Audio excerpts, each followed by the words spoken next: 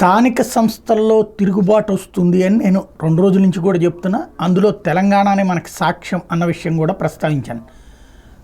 ఏదైతే విశాఖపట్నం కార్పొరేషన్ తీసుకోబోతున్నారు, అట్లాగే గుంటూరు ఇప్పుడు స్టార్టింగ్ అయిందని చెప్పాలా. తాజాగా ఏదైతే ఎన్నికల్లో పోటీ చేసేందుకు టికెట్ ఇస్తానని చెప్పి వైకాపా అధినేత జగన్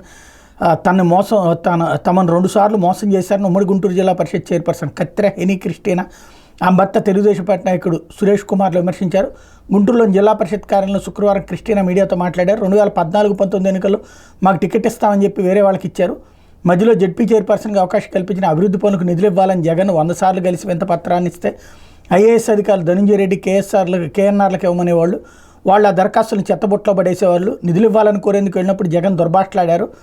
ఆ విషయాలు బయటికి చెప్పుకోలేదు అని చెప్పారు. పార్టీలో గౌరవం లేకపోవడంతో ఎన్నికలకు ముందే లోకేష్ చంద్రబాబును కలిసి మాట్లాడడంతో పార్టీలో చేర్చుకున్నారు. శనివారం జడ్పీటీసీ సభ్యులతో కలిసి సమస్యలను చంద్రబాబు దృష్టికి తీసుకెళ్తాం, ఆయన పరిష్కరిస్తారని భావిస్తున్నాం అని చెప్పారు. కత్తిర సురేష్ కుమార్ మాట్లాడుతూ జగన్ నమ్ముకుని పార్టీ ఇన్ఛార్జీలుగా పనిచేస్తే ఆస్తులు అమ్ముకోవాల్సిందేనన్నారు. ఇది ఓవరాల్గా చూస్తే ఒక్కొక్కళ్ళు ఇప్పుడు తిరుగుబాటు అన్నటువంటి జరుగుతుంది. 1 ఏడాది 2 ఏళ్ల పాటు ఈ కథ నడుస్తుంది.